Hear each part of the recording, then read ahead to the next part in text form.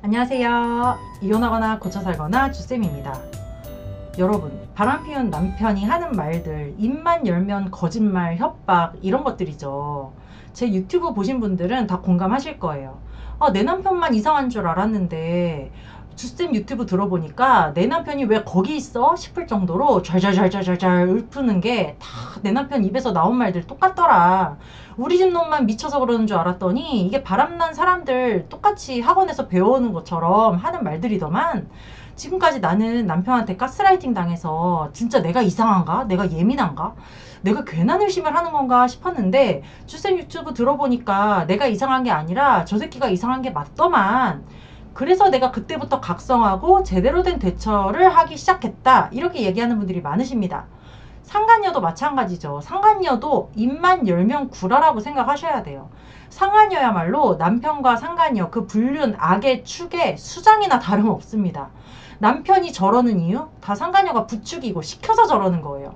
베갯머리 송사라는 말이 있잖아요. 아무리 똑똑하고 많이 배우고 이성적이고 괜찮은 남자라고 하더라도 자기랑 잠자리 하는 그 상간녀가 베갯머리에서 쏙닥쏙닥 하는 거, 그거 다 오지것대로 그럼 옳지 하고서는 그게 자기 생각인 양 집에 와서 읊어대는 거예요. 그래서 우리 본처들이 뭐야 이 새끼 이거 뭐야 이런 얘기를 왜 하는 거지?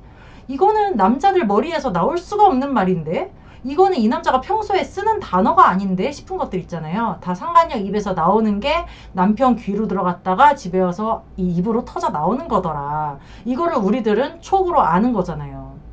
이렇게 상간녀들이 입만 열면 거짓말, 입만 열면 협박, 남편은 그 상간녀의 꼭두각시 스피커가 돼가지고 다 이 남편을 조종해서 일을 이렇게 다 조종을 하는데, 이럴 때 우리가 상간녀들이 하는 거짓말에 속아 넘어가기가 쉽습니다. 아내분들이 특히 깜빡 속아 넘어가기 쉬운 상간녀들의 거짓말 3가지에 대해서 오늘 이야기해 볼게요. 끝까지 들어주시고 우리가 끝까지 공부를 해야 이 상간녀의 거짓말에 농간에 넘어가지 않을 수 있습니다. 구독과 좋아요도 꼭 눌러주세요. 첫 번째 거짓말은요, 회사 관둘게요 입니다. 우리 사내불륜 진짜 많죠. 사내불륜 정말 떼내기 힘든 불륜 중에 하나예요. 이것들은요, 어떻게 보면 집에 있는 와이프보다 더 오랜 시간을 바깥에서 보내면서 아침 8시, 9시에 출근해서부터 점심도 같이 먹죠. 끝나고 저녁 같이 먹고 맥주 한잔하고, 그리고 또 일 중간에도 뭐 눈빛 주고받지, 서로 쏙닥쏙닥 카톡으로 맨날 집안 얘기, 자기 얘기 뿐만이 아니고 회사의 그 다른 사람들 얘기, 얼마나 재밌겠어요. 이래서 오피스 와이프, 오피스 허즈밴드가 정말 떼내기도 힘들고 생각보다 굉장히 끈끈한 관계입니다. 이것들은 또 이렇게 성적으로만 엮여 있는 게 아니고 정서적으로도 깊게 엮여 있죠. 정말 많은 시간도 같이 보내고 오만 것을 다 공유하고 상의하면서 붙어 먹다 보니까 떼내기가 정말 힘들고요. 또 각자의 밥줄이 달려있기 때문에 서로 이 직장을 안 그만두려고 하는 생각이 강하고, 아내분이 되게 미온적으로 허술하게 대처했다가는 끊어내지도 못하고 계속해서 붙어먹는 꼬라지를 봐야만 되는 상황에 처하기가 쉽습니다. 그래서 이 사내불륜은요, 결국 궁극적으로는 이 둘을 떼내기 위해서는 직장에서 둘 중에 하나는 관둬야 끝나는 거예요. 그래서 이제 아내분이 막 분기탱천해가지고 내가 가서 2년 회사 관두게 만들어야겠다 해서 막 가서 상간녀한테 막 조졌어. 너 회사 관두든지 육아휴직을 쓰든지 뭐 전보를 신청을 하든지 네 알아서 해. 네 불륜 행강 내가 회사에 까발릴 수도 있고 네 집에도 알릴 거고, 막 이렇게 협박을 했어. 그랬더니 상간녀가 쫄아가지고, 아내분이 회사까지 쫓아와서 상간녀를 1대1로 대면하니까 쫄아가지고 눈물 뚝뚝 흘리면서 손 벌벌벌 떨면서 죄송해요, 관둘게요, 회사 관둘게요, 근데 저 인수인계도 해야 되고 제가 당장 관둔다고 하면 사람들이 더 이상하게 생각할 수도 있으니까요.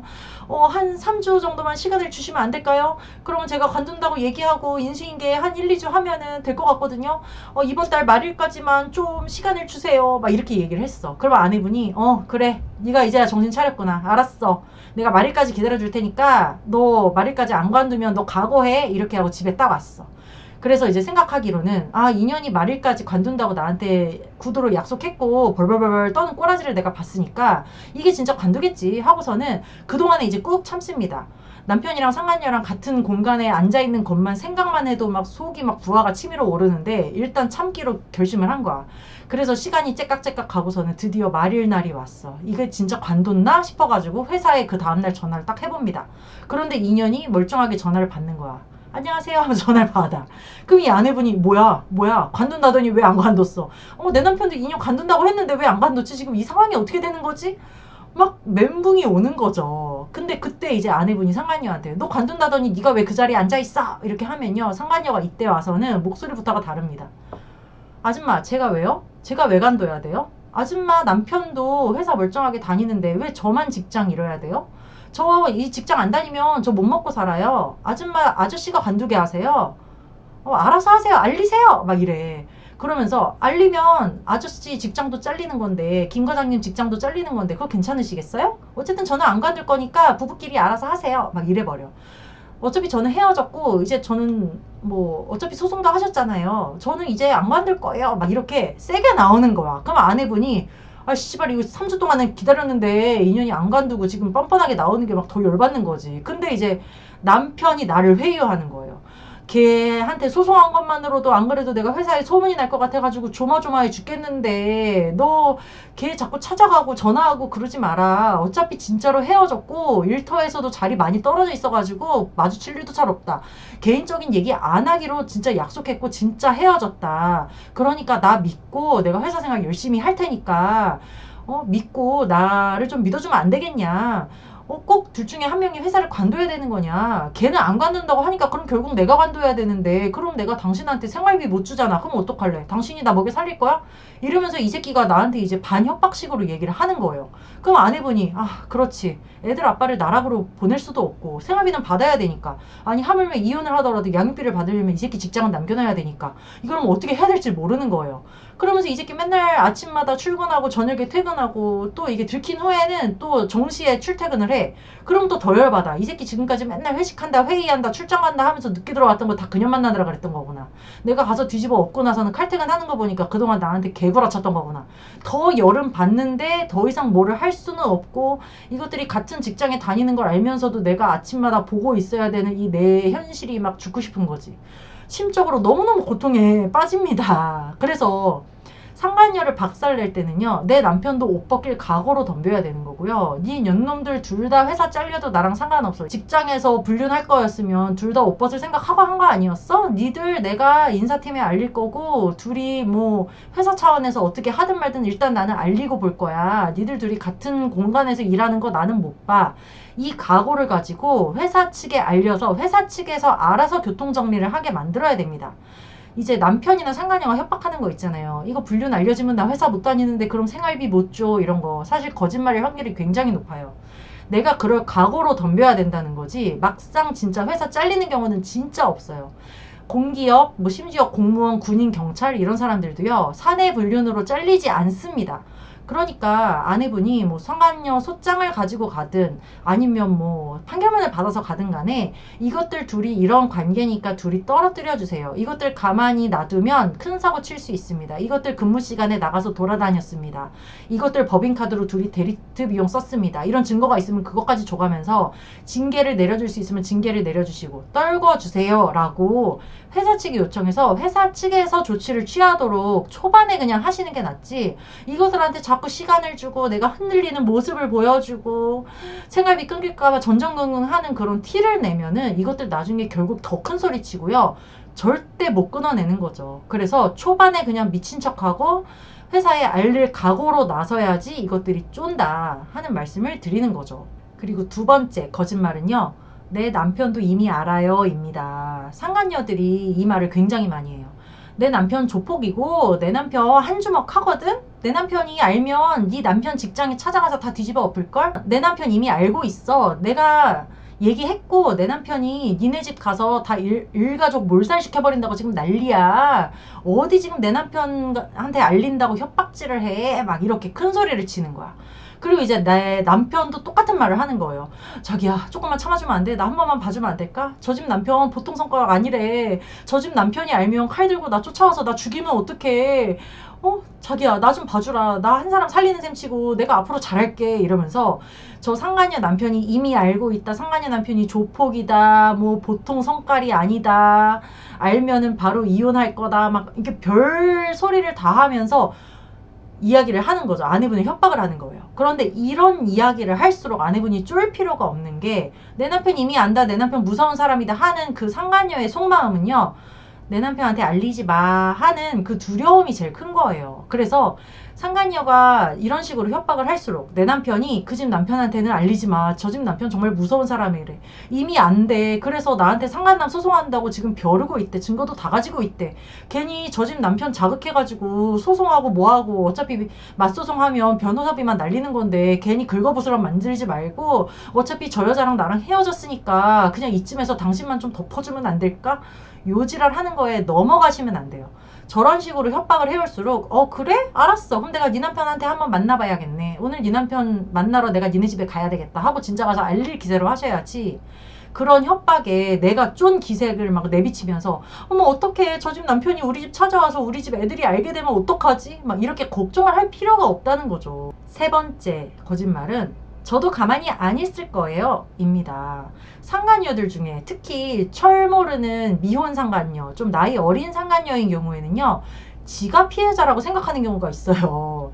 저 계저씨가 저 부장이 나는 신입사원인데 중늙은이가 나를 건드려가지고 나를 속였다. 자기가 무슨 성폭력의 피해자가 된 것처럼 자기가 피해자라고 생각을 해서 저도 가만 안 있을 거예요. 저도 속았어요. 이혼하신다고 해서 저도 만난 거거든요. 이러면서 지가 큰 소리를 치는 경우가 있어. 정말 철이 없는 년들인 거죠. 지가 이 바닥에서 지금 이 상황에서 피해자는 아내분 한 분밖에 없어요. 내 남편도 가해자, 전현도 가해자. 둘이 쌤쌤인 것들끼리 누가한테 피해를 입었다고 지가 유부남인 거 모르고 그런 것도 아니고 성추행 당하고 성폭행 당한 것도 아니잖아. 몇 달씩 바람 피운 거잖아. 모텔 쳐다니면서. 그런데 이제 와서 무슨 들키고 나니까 피해자인 척하면서 저도 가만히 안 있을 거라고. 이렇게 큰 소리를 어딜 감히 치냐는 거지. 그런데 법적으로 상간녀는 남편이나 아내분한테 할 수 있는 게 없습니다. 혼인빙자 간음이라고 고소를 할 거야. 사기죄라고 고소를 할 거야. 돈을 써도 지가 더 썼겠어? 내 남편이 더 썼겠어? 지가 유리할 거, 지가 권리를 주장할 수 있는 게 하나도 없어요. 기껏 할 수 있는 거? 나한테 위자료 주고 나서 내 남편한테 구상권 청구하는 거? 그래 하라고. 근데 지가 먼저 나서서 지가 피해자랍시고 뭘 할 수 있는 게 전혀 없는데도 불구하고 상간녀가 큰소리 치면서 저도 가만히 있지 않을 거라고 이지랄 하는 거는요. 아내분이 그냥 싹 씹어주면 됩니다. 해. 네가 할 수 있는 거 다 해. 맘대로 해봐. 내 남편한테 뭐 하게? 해. 이 새끼도 당해봐야지. 근데 2년은 내가 가만히 못 둬. 너 각오해. 이렇게 하고 아내분이 하실 일을 상간녀 소송도 하고 박살도 내고 정말 미혼에 철모르는 상간녀면은 상간녀 부모까지 만나서 당신 딸년이 내 남편이랑 이런 짓을 저질렀는데 딸년 단속 좀 잘해라. 알릴 기세로 나아가야 된다는 거죠. 이렇게 큰 소리 치던 상간녀도요. 결국은 지도 이제 막 백방으로 알아볼 거야. 자기가 피해자라는 생각에 막 쌓여가지고 변호사 사무실도 한번 알아보고 어디 커뮤니티에 글도 올려보고 그런데 자기 속마음은 막 억울하다고 생각을 해가지고 글을 얻다가 싸질렀는데 사람들이 다 비난하고 네가 상간녀지 네가 무슨 피해자냐 하면서 막 다 욕이나 하고 막 비꼰단 말이지. 그때서야 현실 자각을 해서 내가 할 수 있는 게 아무것도 없구나. 내가 결국은 진짜 상간녀 불륜녀가 맞는 거구나 싶어지면요. 바로 꼬리를 내립니다. 그러니까 상간녀가 저도 가만히 있지 않을 거예요. 저 다 소문 낼 거예요. 라고 한다고 해서 쫄지 마시고요. 지가 소문을 내긴 어디다가 소문을 내. 지가 앞날이 창창한데 지가 잃을 것도 많은데 어디다가 소문을 낸다는 거는 자기가 자기 얼굴에 똥물을 뒤집어 쓴다는 얘기잖아요. 그래 니 한번 실컷 똥물 뒤집어 써봐. 니 얼굴에 상간녀라고 주운 글씨 니가 스스로 한번 새겨봐. 해 이렇게 아내분이 세게 나가셔야 이 여자를 겁을 줘서 떨어뜨려 낼 수가 있는 겁니다. 그래서 제가 늘 말씀을 드리는 게 남편과 대화하지 마시라. 상간녀랑도 대화할 필요 없어요. 내가 그냥 하고 싶은 말만 다다다다 하고 통보만 하면 되는 거거든요. 이렇게 말을 자꾸 섞어줄수록 아내분도 가스라이팅 당하기가 쉽고요. 지들 둘이 입 맞추고 쿵짝쿵짝 하는 거에 놀아나기가 쉬워요. 그러니까 자꾸 말 섞어주지 마시고 뭐라고 씨부리든지 간에 그냥 한마디로 일갈. 하려면 해. 네 맘대로 한번 해봐. 이렇게만 하고 내 할 일. 증거 잡고 소송하고 박살내고 이렇게 내 할 일을 차근차근 해나가는 게 이 배우자 외도를 해결하는 방법입니다. 네, 오늘은 여기까지 하고요. 이거나 보거나 카페에 들어오시면 다른 분들의 경험담도 많고 제가 쓴 칼럼도 있으니까요. 이거나 보거나 카페로 들어오시기 바랍니다. 여러분 안녕. 다음 시간에 또 만나요.